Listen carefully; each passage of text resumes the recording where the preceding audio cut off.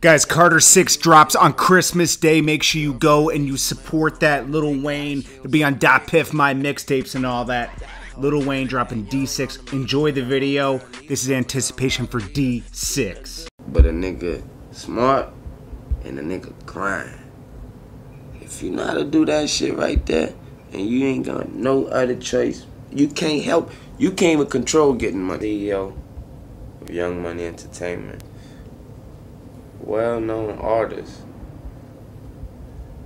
in what y'all call the rap game, hip-hop. I met Baby, the owner of Cash Money Records, along with Ronald Slim Williams. Two brothers, y'all know Baby and Slim. I met Baby when I was 11, May 13th, 1993, Friday the 13th. Never forget. Can't forget that. There was a former artist on that label, Lil Slim, from my block, Apple and Eagle, please believe it. Holly Grove 17 Carrollton to the Gristle. His name's Lil Slim. That's still my nigga. He in Cali, and I heard he in Cali still rapping, so shout out to Slim doing this thing, you dig? But he heard me rap before on the block. And you know, he told me I'd tell Baby and Slim about you. And I grew to find out that niggas from the hood was telling him that, I ain't know this, I ain't know that niggas from the hood was telling Slim, boy, you need to, say, bro, you need to put that dad on your album, because you gotta think I was 11. So, you know, at that time, that was like the little hot thing to do. Put the little nigga on your album talking that gangster shit. And then I was talking my shit, so that's why niggas was like, you need to put him on your album. That little nigga writing his own shit. You know what I mean? So I spit for Baby. I met him, like I said, May 13th, whatever. It was at a record store. Slim, Lil Slim was there, the artist, the dude. And he introduced me to Baby and them, and I spit for Baby, and you know, nigga gave me a card, and I ain't never stopped calling the number on that motherfucker. It was two numbers on there. It was 522-3660 and 596-5109. The 3660 was the office number. The 5109 was Baby's beeper number. Niggas, you knew niggas would be in that office from at least 8, 9 that morning to about 8, 9 that night. And after that, you got to beep them. That's how it went for Baby and Slim. And I kept beeping them niggas. Kept calling the office until they said, come up to the office. And so I came up to the office, and mind you, the office was number like 3 little rooms. So there was nothing to do in the office but sit around the office and write raps all damn day. So that's where, bang, your story starts. And that's where you got Lil Wayne. I sat in that office every day and wrote raps till they said, now here's the microphone and here's the beat. I was 12 years of age at that time. It took a year for them to record me. I didn't get on no tracks when I was 11. I ain't gonna front. But I did when I was 12. And I remember lying on the rap saying that I was 13, because back then the cool thing to do was be older. You dig? Now the cool thing to do is just be your age. But like I said, back then I did my 1-2 thing. You know, I sculpted, created who you got here now. The dude I told you about earlier, me. I go hard in the paint with this rap shit, real hard. I take it real seriously. I take every single thing I do, every word, every letter, every sentence, every phrase, every quote, every chorus, every verse, every bridge, every intro, every outro. personally. So, if you're a fan of me, then know that you get the full me. Because I give my all to my music. You dig? But, back to what we was talking about. So, I rapped and rapped and rapped. And then there was a group came along called, well, then BG was always with Cash Money. We formed a group called the BGs. Me and him, he and I. And we dropped an album called True Story. And then I was pulled away from Cash Money for school purposes, of course.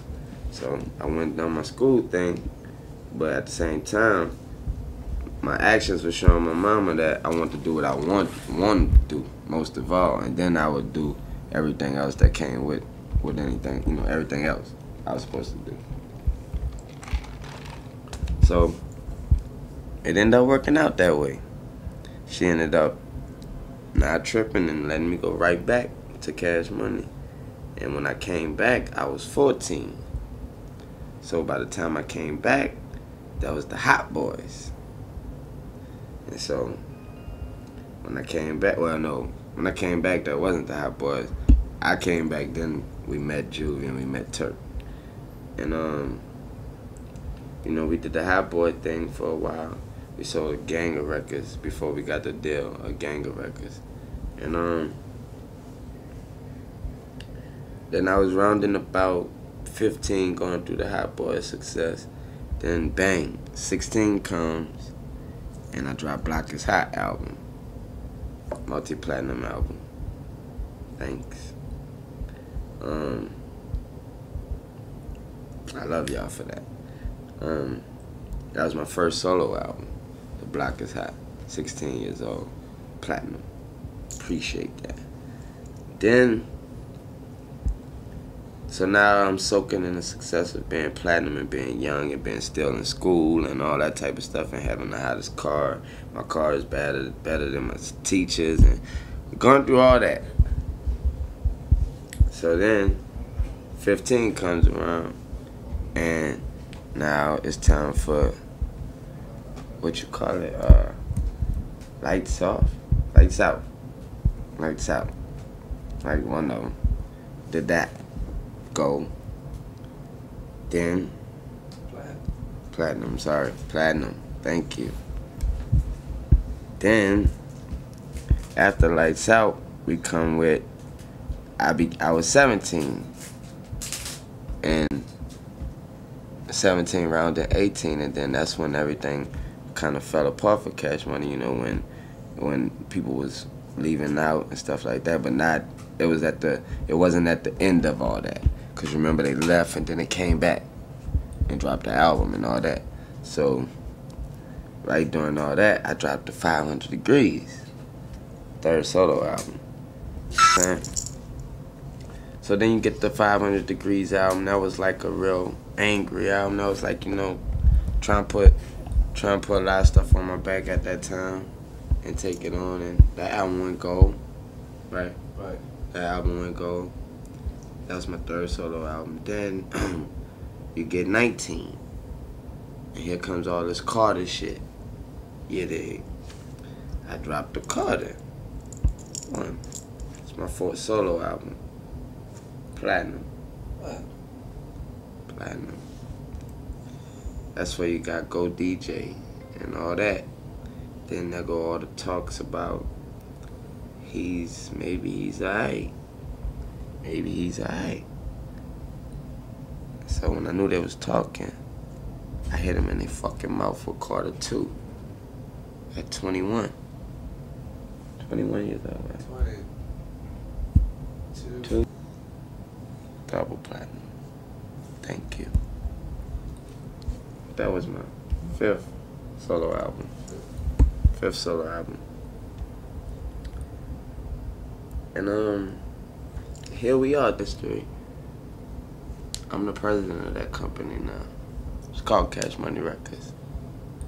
And in part to that, I've been blessed with Young Money Entertainment, which is another canal or avenue for me to creatively shed a light on other artists and other talent, you know. And of course, Cash Money is another stage and another stage where the talent can, you know, be found.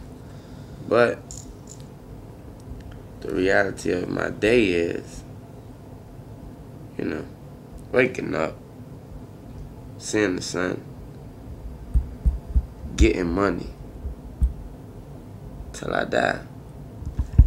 And I really don't see nothing else. And nothing else have ever been important to me since way back when. And because of that, because of my hustle, because of my grind, I'm successful. I'm wealthy. And I'm confident. And I ain't had the best deals, Daddy. You dig? But a nigga smart and a nigga grind. If you know how to do that shit right there, and you ain't got no other choice, you can't even control getting money. If you're grinding, you can say, I don't want to get money, you can grind. Watch how much money you get. Whenever you do any kind of grinding, you get paid. Period. Period. That's what I do. I grind. Guys, Carter 6 drops on Christmas Day. Make sure you go and you support that. Lil Wayne. It'll be on .piff, my mixtapes and all that.